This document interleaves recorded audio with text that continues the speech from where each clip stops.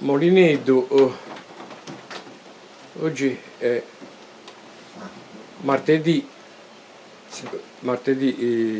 7 giugno 2016.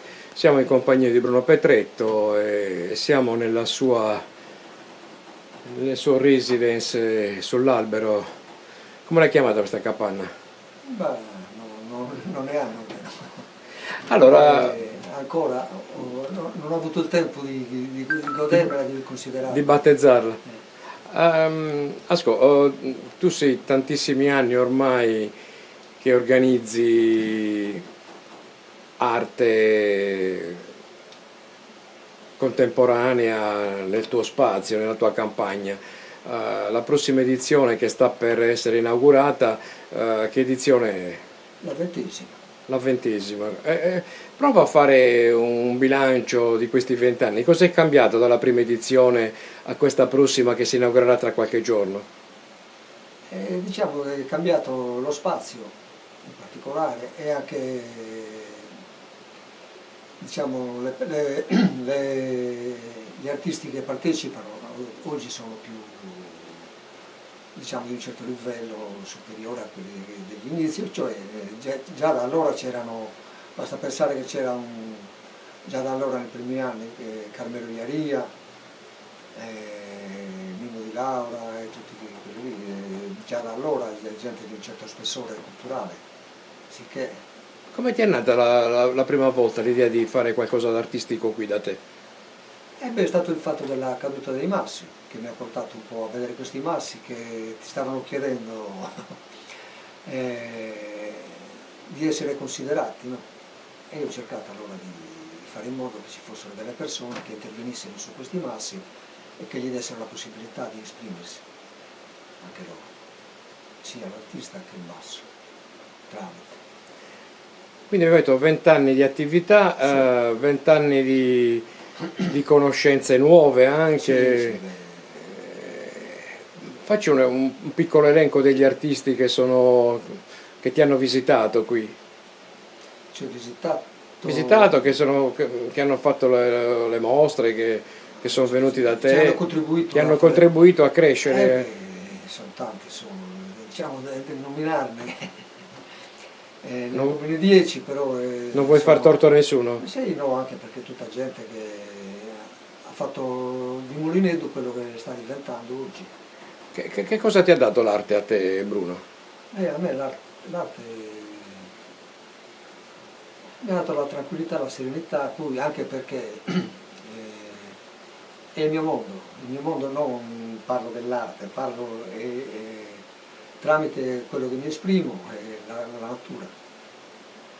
Sicché il mio mondo è il contatto con gli animali, con le piante, sicché questo è il massimo per me.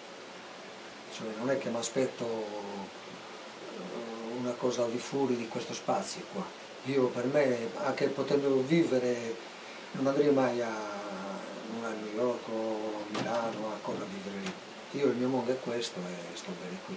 Poi, se i milanesi e gli americani vogliono venire qui a vedere, ne sarei orgoglioso. Qui praticamente tu lavori a tempo pieno. Beh sì.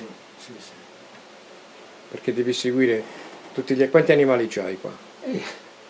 Siamo 500 animali. Dalle galline, pecore, anatre, conigli, oche, pavoni, cani, gatti. Che rapporto hai con gli animali? Ma penso di avere un bel rapporto. Sono un po'. Vorrei che anche tra di loro stessero bene, cioè non mi va che la volpe venga e mi ammazzi la gallina e così via, però purtroppo è il suo istinto e mi sta bene che lei lo faccia, ma anch'io cerco di preservare gli animali. E invece per quanto riguarda il frutteto? Beh, il frutteto è una cosa che, diciamo,